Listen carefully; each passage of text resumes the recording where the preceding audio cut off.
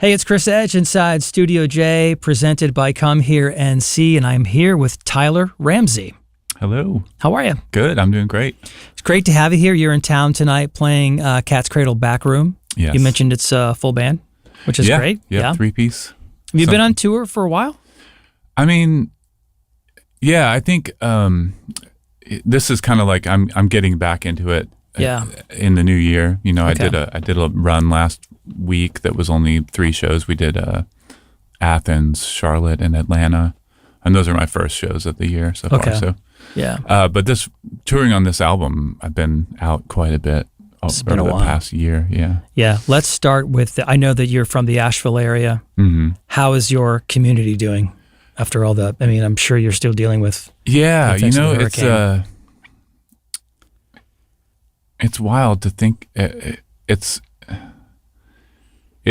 We were totally devastated. You know, like my family, my own little family, we had a lot of things happen, but it's hard to even complain about those because people lost so much. You know, It's hard to like say, well, but we got hit pretty hard at our place, and our families both got hit, and But then driving here, I drove past Swannanoa and Black Mountain, and I looked off the highway. I used to live in Swannanoa and Black Mountain. I've lived in a bunch of places in that area since the early 90s. And you can see from the highway just there's a place called Beacon Village in Swannanoa that got just washed away. I used to have a studio in there. It's gone. You know, I think the buildings, I'm not sure if the building's even there anymore. But it's just hard to wrap your head around, even after living there and seeing it almost every day. It's still hard to like process and hard to think of ways to talk about it. You know, it's like there's other than the physical environmental damage, there's long-term damage that's going to be done to the community because of the lack of people lost their whole everything, livelihoods and their businesses. You know, I've seen friends that I've known for all this time that managed to build themselves up and get these really cool businesses going, and they were rolling along and completely gone. So it's hard to know how it's going to bounce back. Especially since the world moves so fast and people kind of tend to forget about things like that pretty quickly. It's we're still just in shock, I think, from all that. So well, let's talk about your new album that it's actually been out for quite a while. It's been almost a year, I think. It's getting close. For folks that have not discovered it yet, what can they expect when they pick it up or press play? Well, I think I believe it's my best album I've ever made. So is it your 5th? It's my 5th, yeah. I did a self-titled, Long Dream, Valley Wind, For the Morning, and then this one I had an EP and the other things in between. But it's my 5th studio album.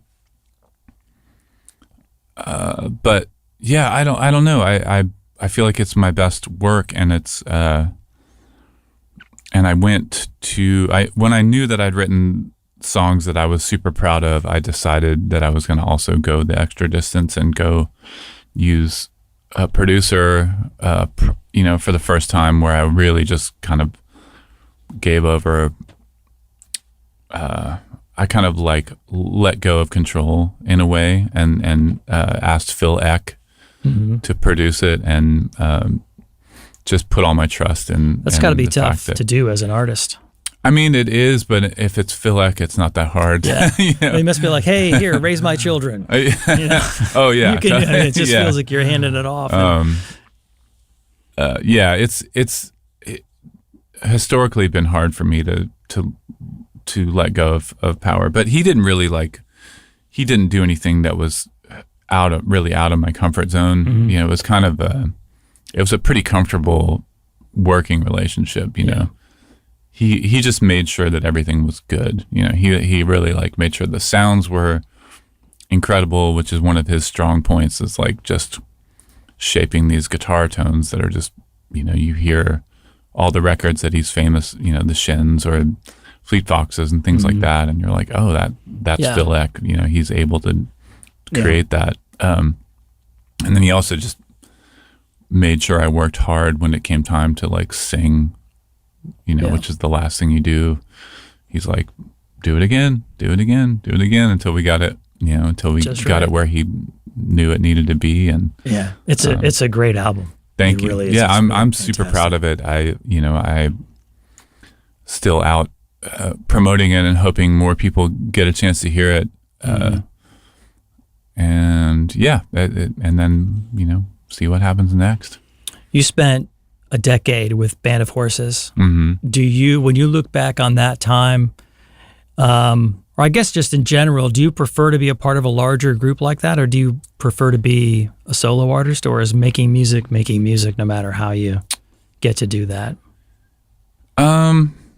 It was fun to be a part of that kind of scene or whatever. It was exciting for a while, but it also, the drama of dealing with that kind of environment is what made it fall apart. Yeah. You know, so it's I love playing music with people and being in a band, and I've learned how to do it better since I left that band, you know, learned how to kind of like create a healthier environment where people are, you know, it's any relationship you're in. You've got to like learn how to evolve and communicate with people. Otherwise it's going to fall apart. So that's what happened to that band, and is still happening, I think, to that band, you know, but it's fun to be on that ride. You know, it was cool. It wasn't anything I ever sought after. So I felt kind of lucky just to be like, almost felt like kind of just on the side the whole time, kind of watching it all happen. So you were sort of observing everything? A little bit. I mean, I was in it, and it became part of what I was for a time, but it's also, it was a thrill. It just wasn't really what I pictured myself doing. Yeah. And now I'm doing more of what I imagined I would be doing all along, which is like kind of like pushing in my own direction and working with musicians and you know, involving them in the process, but in a way that feels more like we're all like working together and I'm not going to tell you necessarily, like, you know, I love like having people that know how to play their instruments and just letting them play their instruments rather than me trying to micromanage, control it. It's way more fun. I think you come up with more interesting things. I read where, I think it was 2019, you actually scored a movie soundtrack. What was that like? That seems like a unique, would be a unique process. That's something I always, and still want to do more of. It was presented to me, the idea was presented to me by this Italian indie filmmaker who approached me. He liked my my self-titled album that came out like in 2004 or whatever was the one that he kind of or no, it was Long Dream as well. He liked both of those albums, and he wanted to use one of the songs off of that, which he ended up doing, the song called Ships. But he also, so we worked together. He would kind of like describe scenes to me or send me clips of the scenes. I would kind of shape the music to what I thought would create the atmosphere. Yeah, you were writing to visuals or to a little concepts? bit of both. Yeah, a little bit of both. I wanted, you know, and I was also doing something that I'd never done before. I mean, I had just moved out to Candler, North Carolina, which is like outside of Asheville. Built this little music room that I needed to build because we moved from a big house into a smaller house with more land, but I didn't have room for my instruments. So I had just finished building this music room kind of down in a field, and he asked me to do this project, and I'm like, I don't even have like the proper gear. So I went and bought like, you know, Logic for my computer, and I bought like a little outboard piece of gear and a really good microphone. I recorded everything on one microphone in that room, and so the whole process was really exciting, and something that I would love to do that kind of stuff more. So tell me about that moment when he goes, "Hey, the film's finished. I'll send it to you, or you go see it somewhere," and you get to watch that movie and hear all of your music. I would assume maybe for the first time, right? Being weaved into all of these scenes. What was that like? I mean, it was cool. It was, it's wild to see the whole thing come together, and it's, it's definitely an Italian indie film, and I'm overthinking everything when I was watching it, just thinking like, oh, what did my music do to this scene? Hoping that he was happy with everything.